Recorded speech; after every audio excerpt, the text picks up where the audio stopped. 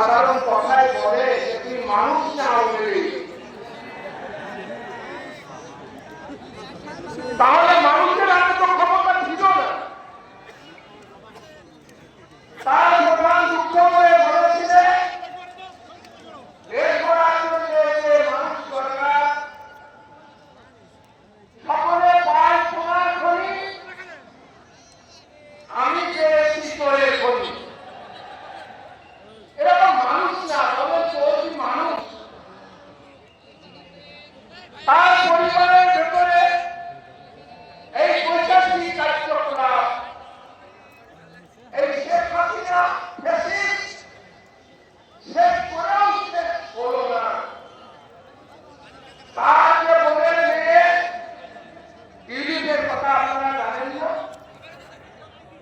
সবই তথ্য ওখানে কেউ চুরি করে, যার রক্তের ভিতরে চুরি চৈত্যবৃত্তি সব মানসিকতা রয়েছে, তারা কি কখনো একটা জাতি বা দেশের জন্য কিছু করতে পারে? পারে না বলে এখন শেষ সময়ে আমরা দাঁড়িয়েছি, আমাদের কাছে সুযোগ এসেছে। তাহলে দেশে চোর দিয়ে যখন ভালো করা যাবে না দেশকে, তাহলে ভালো মানুষের হাতে আমাদের সকল দায়িত্বভার পৌঁছে দিতে হবে। আপনাদের কাছে অনুরোধ, সামনে সেই সুযোগের সদ্ব্যবহার আমাদেরকেই করতে হবে। আপনারা এই দৃষ্টি পোষণ করবেন।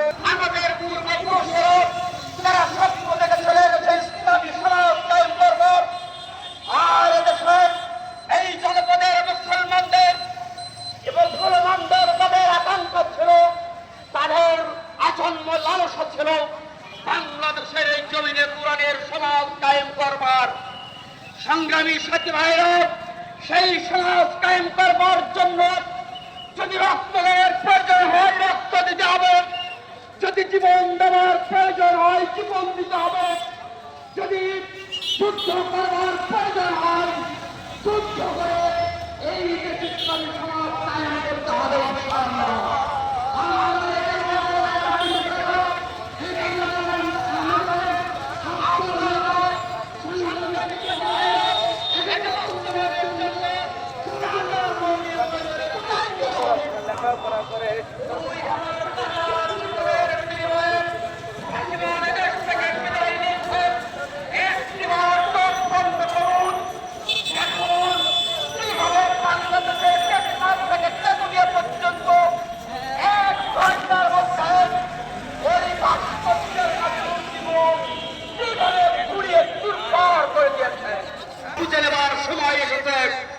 আজকে বৈষম্যহীন বাংলাদেশ গড়ার সময় এসেছে। এই বৈষম্যহীন বাংলাদেশ গড়ার জন্য আপনাদেরকে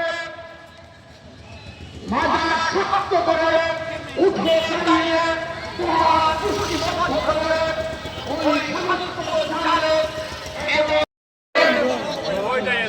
পূর্ববর্তী বক্তারা আফসোস করে বলেছে বাংলাদেশ স্বাধীন হয়েছে 1971 সালে।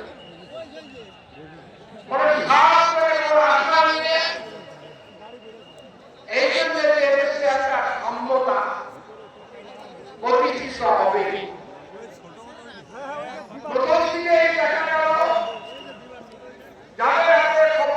এটাই হলো তৌহিদের বাংলাদেশ।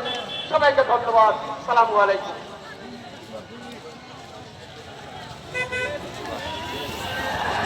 আলহামদুলিল্লাহ, আমরা এতক্ষণ আমাদের অ্যাসিস্ট্যান্ট সেক্রেটারি জনাব আব্দুল কাদের সাহেবের কাছ থেকে বক্তব্য শুনলাম।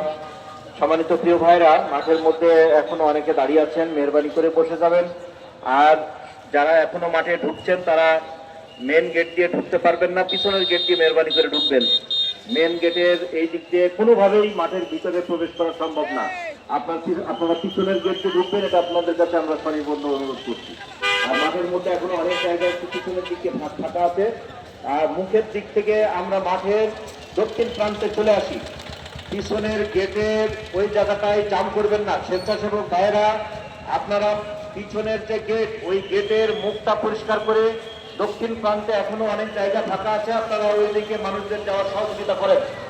সম্মানিত প্রিয় ভাইরা, এ পর্যায়ে আমাদের মাঝে শুভেচ্ছা বক্তব্য নিয়ে আসছেন আমাদের অ্যাসিস্ট্যান্ট সেক্রেটারি ভাই অ্যাডভোকেট মাসুদ পারভেজ রাসেল। অ্যাডভোকেট মাসুদ পারভেজ রাসেল।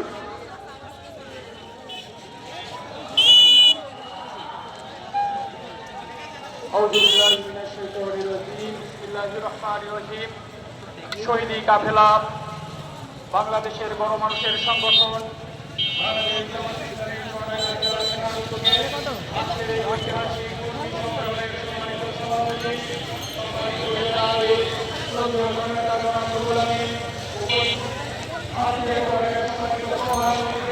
বাংলাদেশের আহ্বান বাংলাদেশের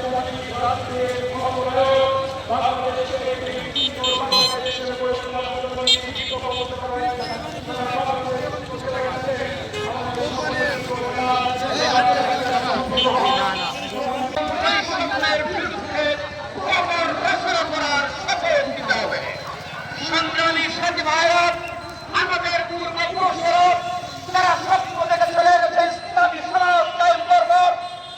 আর এদেশের এই জনপদের মুসলমানদের এবং মুসলমানদের তাদের আকাঙ্ক্ষা ছিল, তাদের আজন্ম লালসা ছিল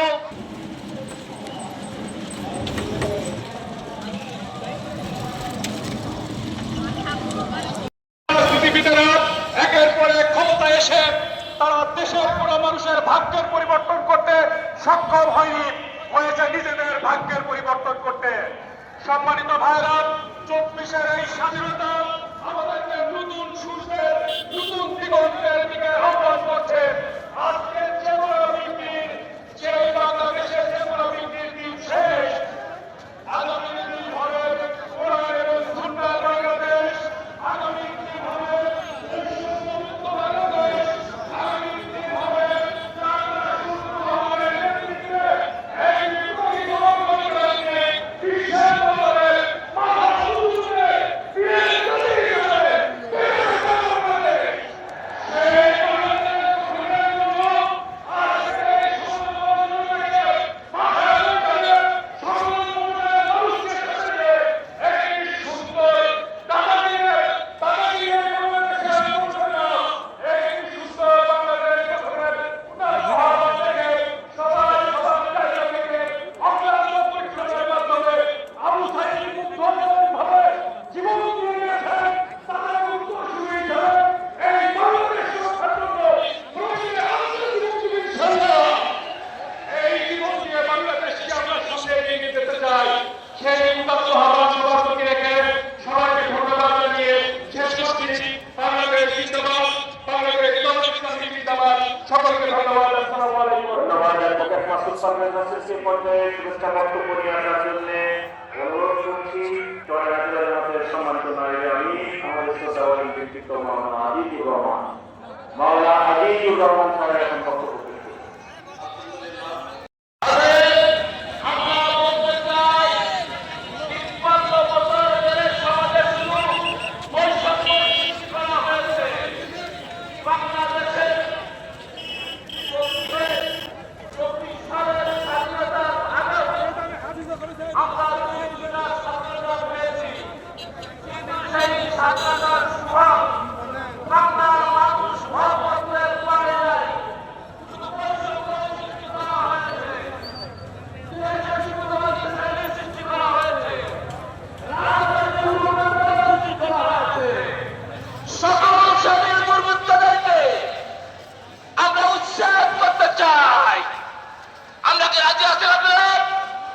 সম্মানিত ভাই সাহেব, জামাত ইসলামের স্লোগান আল্লাহর আইন চাই, সত্যকে শাসন চাই।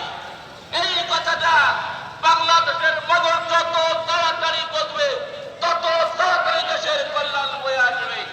আসসালামু আলাইকুম ওয়া রাহমাতুল্লাহ। ধন্যবাদ আমাদের শ্রদ্ধাভাজন বড় ভাই আবু বকর মোহাম্মদ আলী আজম